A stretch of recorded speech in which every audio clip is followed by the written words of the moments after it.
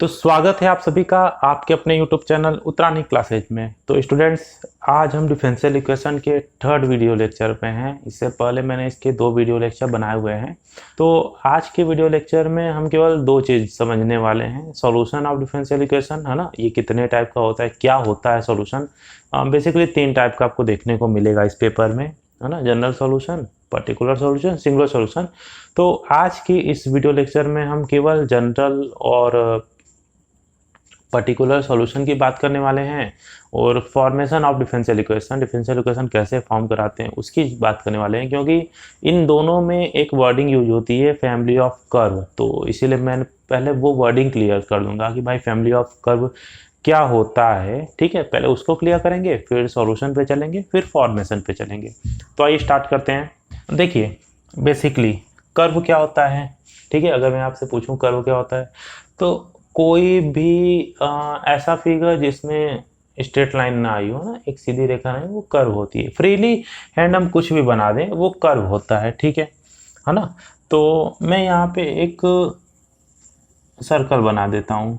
ठीक है, सपोज करो, ठीक, कि ये सर्कल है ना, और इसका ये रेडियस है, ये 0 0 है। थोड़ा, है ना, क्वालिटी बढ़ा लीजिएगा वीडियो की, क्योंकि काफ़ी मैं छोटा लिख रहा हूँ, तो ये आपको हो सकता है ना दिखे। ठीक है, ये 2 यूनिट है।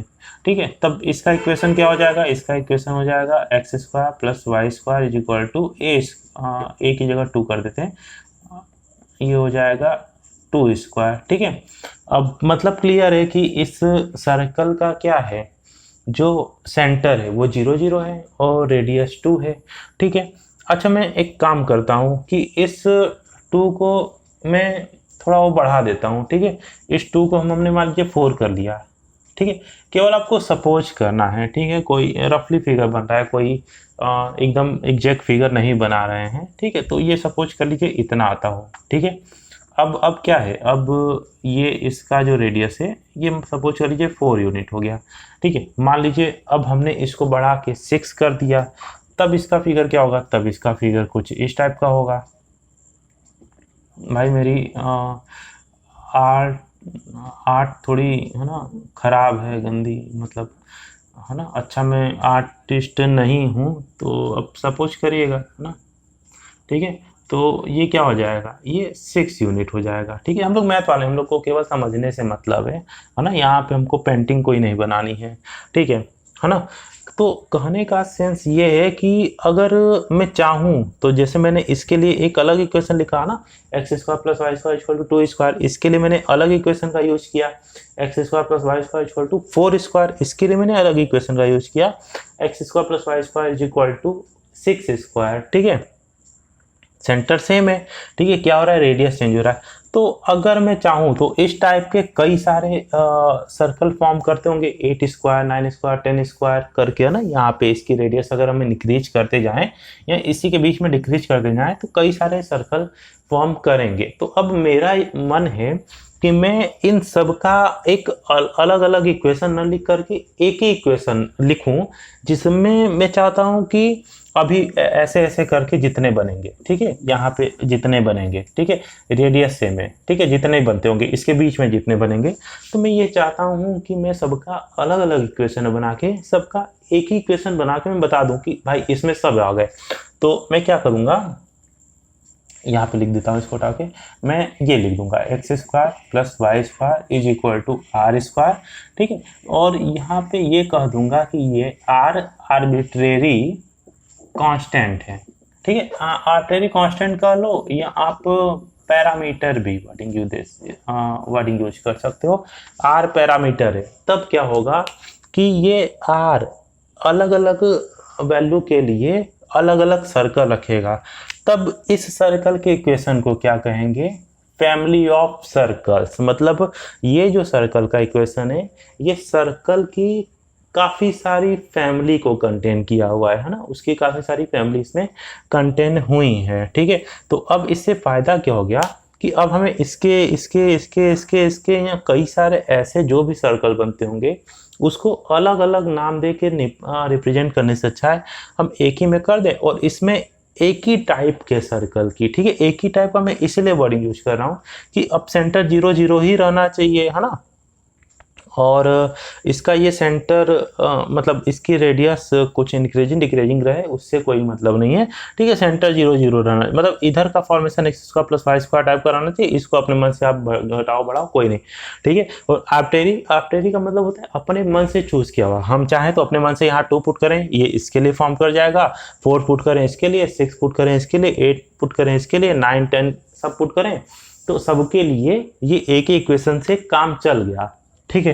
तो अब फैमिली ऑफ कर्व में भी यही होता है, ठीक है। ये कर्व का इक्वेशन, ठीक है, और ये फैमिली ऑफ कर्व का इक्वेशन। फैमिली ऑफ कर्व में पैरामीटर इन्वॉल्व हो जाते हैं, ठीक है। उस अलग अलग पैरामीटर की अलग अलग वैल्यू के लिए कोई कर्व फॉर्म करता है, और ये समझ लो आप, अगर इन जनरल हम बात करते हैं तब उसको फैमिली ऑफ कर्व कहते हैं। आज समझते हैं सॉल्यूशन ऑफ डिफरेंशियल इक्वेशन क्या होता है, किसी डिफरेंशियल इक्वेशन का सॉल्यूशन कैसे फाइंड आउट करते हैं, वो होता क्या है एग्जैक्टली, उसकी बात करते हैं। तो ये मैंने वर्डिंग कुछ लिख दी है, क्योंकि समझाने के लिए तो ओरल ठीक है ना, लेकिन आप नोट करोगे एग्जाम में के पॉइंट ऑफ व्यू से, तो एक बुक की लैंग्वेज होती है जो हमको लिखनी पड़ती है, समझनी पड़ती है, ठीक है। तो इस वर्डिंग पर भी आप ध्यान मत दो, इसको मैं बाद में समझाऊंगा। मैं यही काम करता हूँ, पहले वर्डिंग लिख करके पहले अपनी लैंग्वेज में आपको, मतलब सिंपल लैंग्वेज में समझाने की कोशिश करता हूँ, फिर इस वर्डिंग को समझाऊंगा, ठीक है। अच्छा, आप ये बताओ कि कोई अलजेब्रिक इक्वेशन है ना, मैं आपसे यहाँ ये कह दूँ कि भाई 2x + 3 = 4 है, इसका सॉल्यूशन बताओ। आप इसको सॉल्व करोगे, ठीक है, इसका सॉल्यूशन बताओगे। सॉल्व करने के लिए कहा जाए तो क्या करोगे, 2x = 4 - 3 कर दोगे, 2x = 1 कर दोगे, x = 1/2 कर दोगे, कहोगे ये इसका सॉल्यूशन है, ठीक है।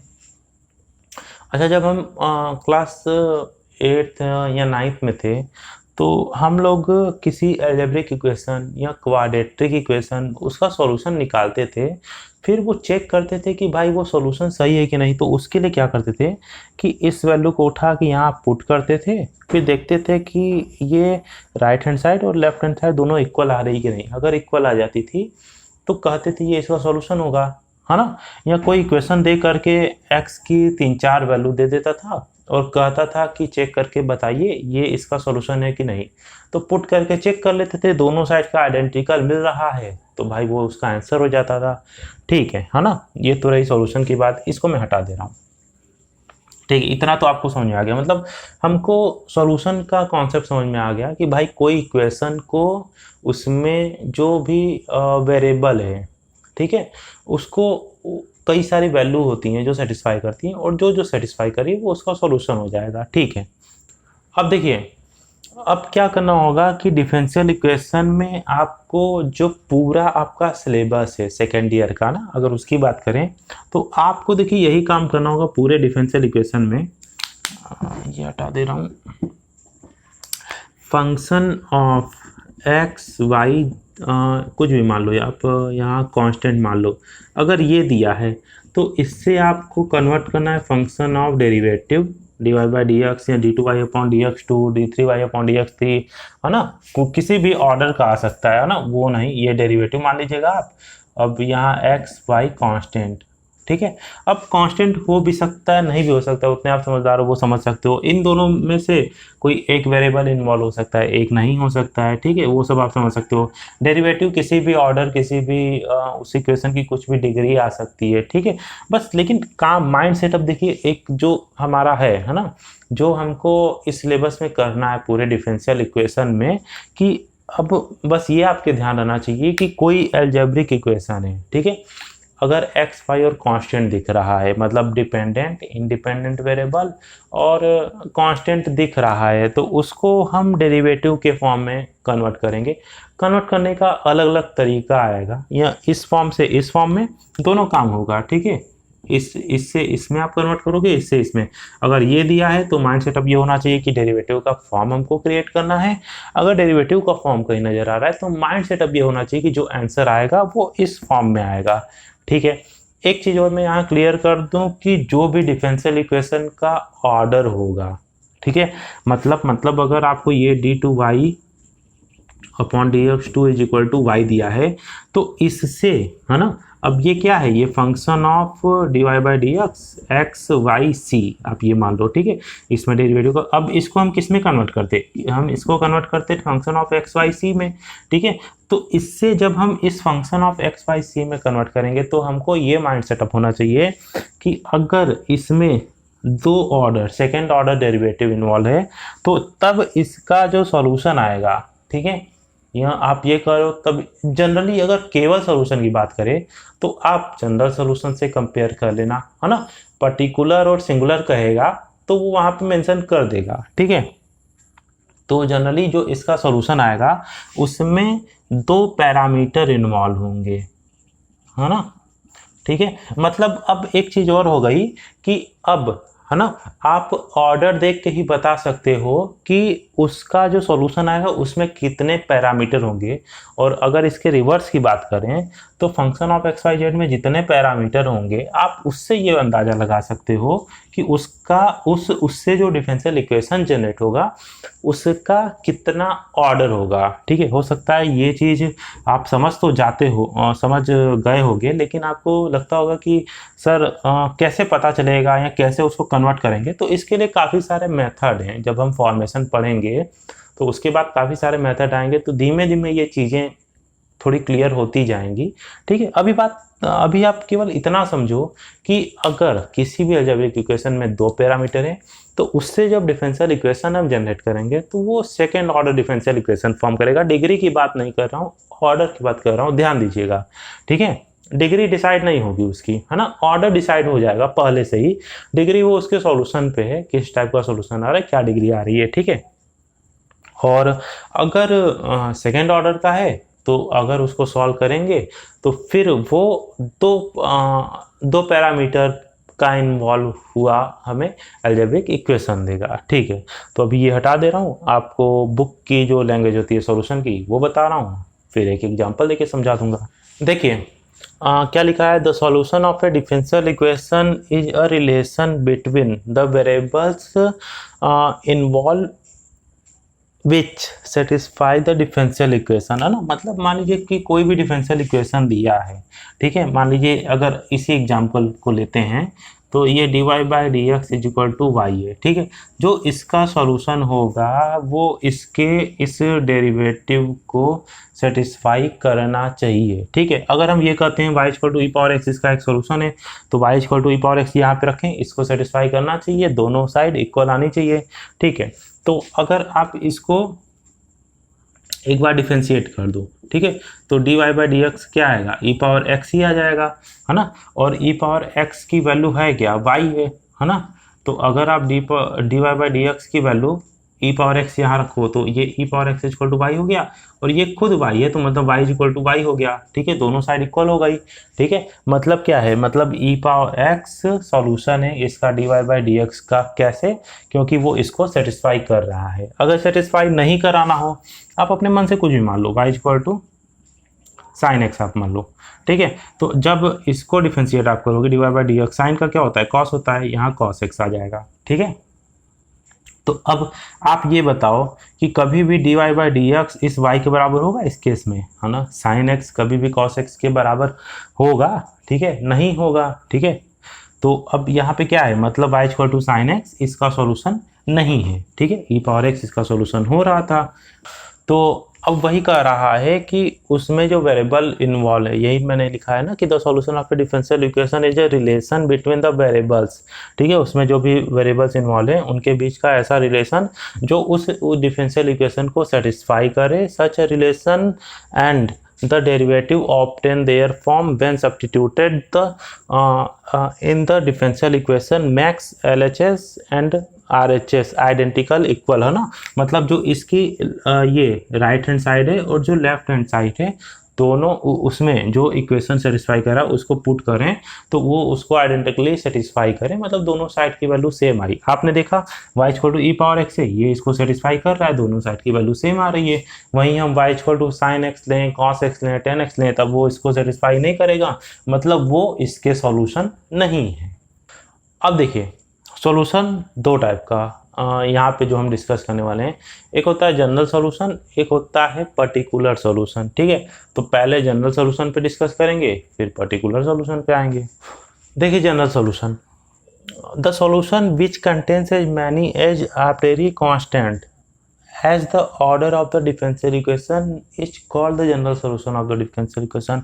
जैसा कि मैंने सॉल्यूशन में ही आपसे बताया कि ऑर्डर देख करके डिफरेंशियल इक्वेशन का आप पता कर सकते हो कि उसके सॉल्यूशन में कितने आर्बिट्रेरी कांस्टेंट होंगे या कितने पैरामीटर होंगे, कोई भी वर्डिंग आप यूज कर सकते हो। ठीक है, तो अब मतलब अगर सेकेंड ऑर्डर डिफरेंशियल इक्वेशन है तो हमको ये समझ में आ गया कि जो इसका सॉल्यूशन होगा या इसको जो सेटिस्फाई करता होगा इक्वेशन, उसमें दो पैरामीटर इन्वॉल्व होंगे। मतलब अगर फर्स्ट ऑर्डर का है तो एक पैरामीटर इन्वॉल्व हुआ होगा, तो अगर थ्री ऑर्डर का ले लें तो उसके सॉल्यूशन में तीन पैरामीटर इन्वॉल्व होंगे। ठीक है, रिवर्स होता है, तीन पैरामीटर है थर्ड ऑर्डर होगा, दो पैरामीटर है सेकेंड ऑर्डर होगा, एक पैरामीटर है वन ऑर्डर का डिफरेंशियल इक्वेशन होगा। ठीक है, अब देखिए, अब यहाँ पे मैंने एक डिफरेंशियल इक्वेशन लिखा है y is equal to a cos x plus b sin x। ठीक है, अब ये जनरल सॉल्यूशन है इसका कि नहीं, ये हमको सपोज कर लिए चेक करना है।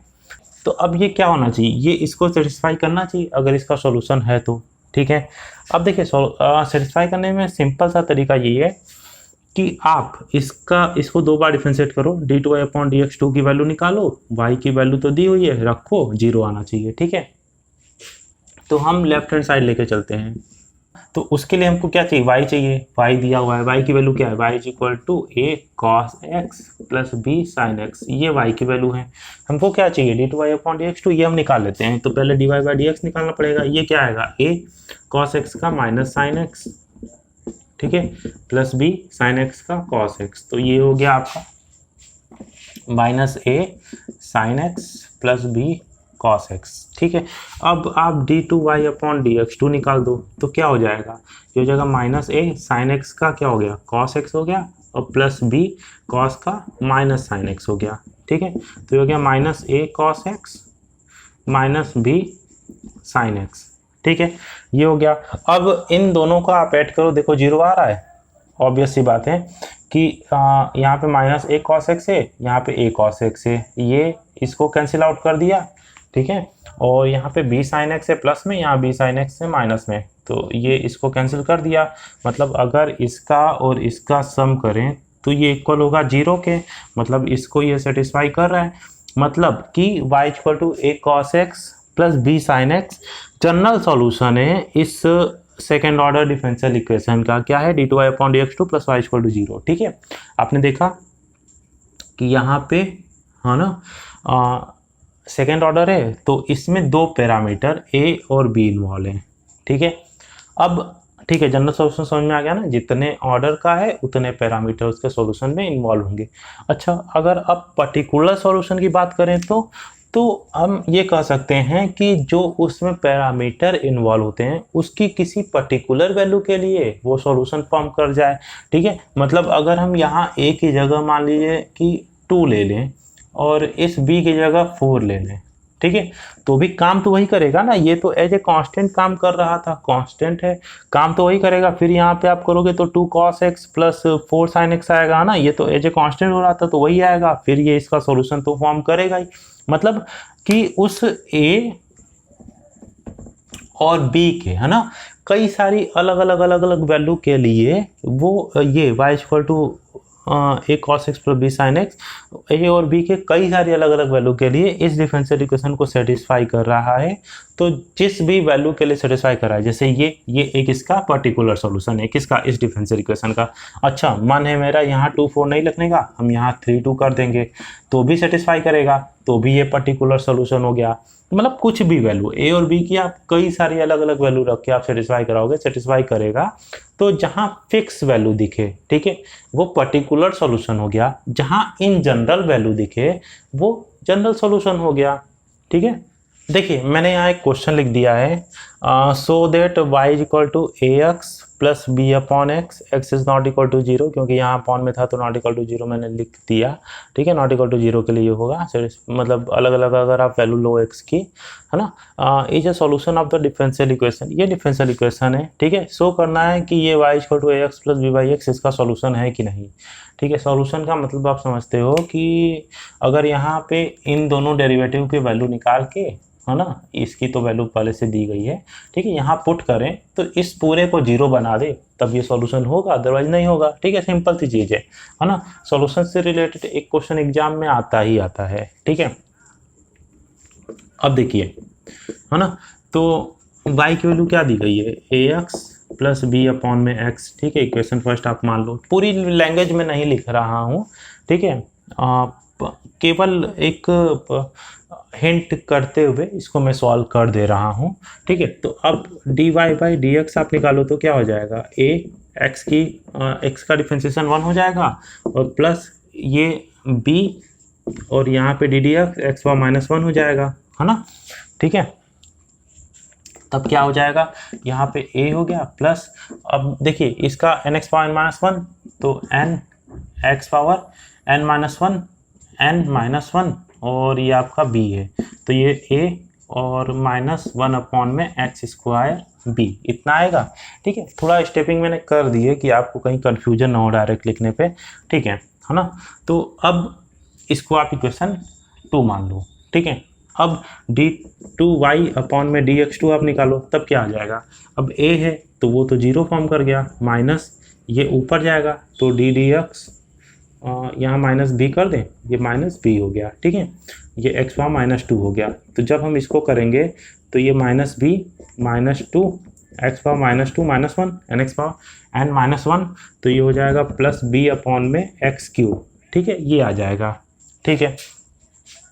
अब यहाँ पे आप पुट करो, तो जब यहाँ पे पुट करोगे तब क्या हो जाएगा, ये हो गया x square d two Y upon D x two की वैल्यू बी अपॉन में एक्स क्यूब, ठीक है ना। यहाँ से उठा के मैंने इसको अगर इक्वेशन 3 मान लो यहाँ पे रख दी, plus X D Y by D X की वैल्यू क्या हो जाएगी, यहाँ पे है ना ये, तो ये हो जाएगा ए एक्स, इस एक्स का दोनों मल्टीप्लाई हो जाएगा और ये हो जाएगा माइनस एक्स अपॉन में एक्स स्क्वायर बी, ठीक है। अब y की वैल्यू तो माइनस करके y की वैल्यू आप कर दो, तो ये हो गया माइनस ए एक्स माइनस बी अपॉन में एक्स, 2 यहाँ पे 2 भी था ना, तो यहाँ पे ये प्लस में 2 आएगा डी टू वाई अपॉन में डी एक्स 2 और यहाँ पे ये 2 आ जाएगा, ठीक है। ये मल्टीप्लाई है, हाँ अब ठीक है, ठीक है। अब जब आप इसको सॉल्व करोगे तो देखो ये ए एक्स माइनस में ये ए एक्स प्लस में ये कैंसिल हो गया, तो यहाँ पे 2b अपॉन में x बचा और यहाँ पे माइनस b बाई एक्स बचा और ये माइनस b बाई एक्स, तो ये 2b अपॉन में x और प्लस 2b अपॉन में x ये भी कैंसिल हो गया, ये 0 दिया, ठीक है। मतलब ये किसके, ये राइट हैंड साइड के RHS के बराबर आने लगा, यहाँ पे 0 ही तो था, ठीक है। मतलब हमने इस इक्वेशन के लिए D two Y upon D x two निकाला, D Y by D X निकाला, y की वैल्यू दी गई थी, तीनों को पुट किया, सॉल्व किया, ये आइडेंटिटी मतलब 0 बनाने लगा, मतलब दोनों साइड इक्वल हो गई, मतलब कि ये y equal to a x plus b by x इसका एक सॉल्यूशन है, ठीक है। इसी तरह अलग अलग क्वेश्चन देता है कि चेक करिए ये इसका सॉल्यूशन है कि नहीं, ये इसका सॉल्यूशन है कि नहीं, तो सिंपल उसमें जो भी डेरिवेटिव का टर्म इन्वॉल्व हुआ है उसको आप निकालो, वहाँ पुट करो, सॉल्व करो, अगर वो राइट हैंड साइड के बराबर आ जाता है देन वो उसका सॉल्यूशन होगा, अदरवाइज नहीं होगा। देखिए फॉर्मेशन ऑफ डिफरेंशियल इक्वेशन, इसमें हमको क्या करना रहता है कि कोई फैमिली ऑफ कर्व आपको दिया रहेगा, मतलब मैंने बताया ना कि इस पूरे बुक में आपको यही काम करना है कि f of x y c दिया रहेगा, इसको आप function of d Y by D x d two Y upon D x two भी आ सकता है, ठीक है, d three y upon D x three भी आ सकता है, इसको इसमें कन्वर्ट करना होगा, इसको इसमें, यही काम करना रहता है, ठीक है। तो फॉर्मेशन में ये दिया रहेगा, ठीक है, इससे हमें डिफरेंशियल इक्वेशन फॉर्म कराना है, ठीक है। इससे यहाँ आने के तो काफ़ी सारे मेथड हैं, ठीक है, लेकिन इससे यहाँ जाने का केवल एक ही मेथड है, वो मैं अभी आपको बताऊँगा, ठीक है। तो करना क्या रहता है कि जो भी आपको जो भी इक्वेशन दिया है उसमें जितने पैरामीटर इन्वॉल्व हैं उतनी बार उसको डिफरेंशिएट करिए और वहाँ से जो जब आप डिफरेंशिएट करोगे तो वहाँ से और ओरिजिनल इक्वेशन से, जैसे मैंने एक एग्जांपल लिया, ये ओरिजिनल इक्वेशन है, ठीक है। तो अब क्योंकि इसमें एक पैरामीटर इन्वॉल्व हो रहा है तो इसको आप एक बार डिफरेंशिएट करोगे। एक बार क्यों करेंगे डिफरेंशिएट? क्योंकि हम ये जानते हैं कि फैमिली ऑफ कर्व में जितने पैरामीटर इन्वॉल्व होंगे उतने ऑर्डर का डिफरेंशियल इक्वेशन हमको मिलेगा, ठीक है। अगर उससे ज़्यादा बार कर देते हैं तो वो गलत हो जाएगा, ठीक है, तो वो उसका सोल्यूशन फॉर्म नहीं करता है। तो ऑब्वियस है कि अगर एक पैरामीटर इन्वॉल्व है तो एक बार आप उसको डिफरेंशिएट करो, फिर दोनों की हेल्प से पैरामीटर को एलिमिनेट कर दो, जो डिफरेंशियल इक्वेशन बनेगा वो डिफरेंशियल इक्वेशन का ये सॉल्यूशन होगा, ठीक है ना। अगर दो पैरामीटर है तो दो बार डिफरेंशिएट करके आप पैरामीटर को एलिमिनेट करोगे, तीन है तो तीन बार डिफरेंशिएट करके पैरामीटर को आप एलिमिनेट करोगे, ठीक है। जैसे मान लीजिए ये है, ठीक है, इससे मुझे कोई डिफरेंशियल इक्वेशन फॉर्म कराना है, तो कॉन्सेप्ट क्या कहता है? कॉन्सेप्ट कहता है कि भाई आपके पास जितने पैरामीटर हैं आप उतनी बार इसको डिफरेंशिएट करो, तो क्या हो जाएगा, dy/dx is equal to a(e)x। इतनी बार हमने डिफरेंशिएट कर दिया, इससे ज़्यादा तो हम कर नहीं सकते, ठीक है। अब और कॉन्सेप्ट क्या कहता है कि इन दोनों का यूज करके आप किसी तरह इस ए को एलिमिनेट करो। ए डायरेक्टली नज़र नहीं आना चाहिए, इनडायरेक्टली नज़र आ रहा है तो वो बात अलग है, ठीक है। तो अब क्योंकि राइट हैंड साइड इक्वल है तो लेफ्ट हैंड साइड भी इक्वल होगी, तो ये हो जाएगा dy/dx is equal to y। ये डिफरेंशियल इक्वेशन आपका फॉर्म कर गया। अब आप कहोगे कि सर यहाँ y आया है, y इक्वल टू a(x) है, तो a तो आ गया, तो भाई इनडायरेक्टली अगर नजर आ रहा है, वही मैं कह रहा था, देन कोई प्रॉब्लम नहीं है। डायरेक्टली अब यहाँ पे ये नहीं कि a लिखा हुआ है तब नहीं, तब ये सॉल्यूशन फॉर्म नहीं करेगा। इनडायरेक्टली तो इसमें इन्वॉल्व है ही, है ना, y x का फंक्शन है और यहाँ पैरामीटर a है, तो वो तो इनडायरेक्टली तो उसमें इन्वॉल्व है ही, ठीक है, डायरेक्टली इन्वॉल्व नहीं होना चाहिए, ठीक है। देखिए y इक्वल टू a(x) दिया था, एक बार हमने उसको डिफरेंशिएट किया, दोनों की हेल्प करके मैंने एक डिफरेंशियल इक्वेशन फॉर्म कराया जिसका ऑर्डर 1 है ना। और आप यहाँ से चेक कर सकते हो, ये इसका सॉल्यूशन भी है, मतलब ये आपका ये डिफरेंशियल इक्वेशन फॉर्म कर गया। इसी तरह कोई फैमिली ऑफ कर्व दिया रहता जहाँ पे दो पैरामीटर इन्वॉल्व होते, उसको दो बार हम डिफरेंशिएट करते, है ना, फिर उससे हम डिफरेंशियल इक्वेशन फॉर्म कराते। फॉर्मेशन में यही करना रहता है, ठीक है। तो आपकी बुक में सॉल्यूशन से रिलेटेड या फॉर्मेशन से रिलेटेड जितने भी क्वेश्चन है आप सॉल्व करो। अगर एक्सरसाइज के किसी भी क्वेश्चन में या और भी किसी क्वेश्चन में अगर आपको प्रॉब्लम होती है ना, तो आप व्हाट्सएप ग्रुप से अगर हमारे जुड़े हो कोर्स लेके तो भी अच्छी बात है, आप जुड़ जाओ वहाँ पे, हमें आप क्वेश्चन सेंड कर दो, हम उसका सॉल्यूशन आपको सॉल्व करके या किसी भी तरीके से उस सॉल्यूशन को या वीडियो बना के कैसे भी हम उसको आपको समझा के सॉल्व कर देंगे, ठीक है। नहीं भी सॉल्व करेंगे, मतलब अगर हम वीडियो नहीं बना पाते हैं तो हम आपको पर्सनली व्हाट्सएप करके, ठीक है, उस क्वेश्चन का सॉल्यूशन आपको प्रोवाइड करा देंगे। और भी अगर कोई डाउट होता है किसी टॉपिक पे आप वीडियो चाहते हो, है ना, पिछला कोई टॉपिक है जो आपको अच्छे से नहीं समझ में आया हो, जिसका वीडियो बना भी हुआ है, आप चाहते हो कि उसका दोबारा वीडियो बने, तो भी आप कमेंट बॉक्स में कमेंट करके बता सकते हैं।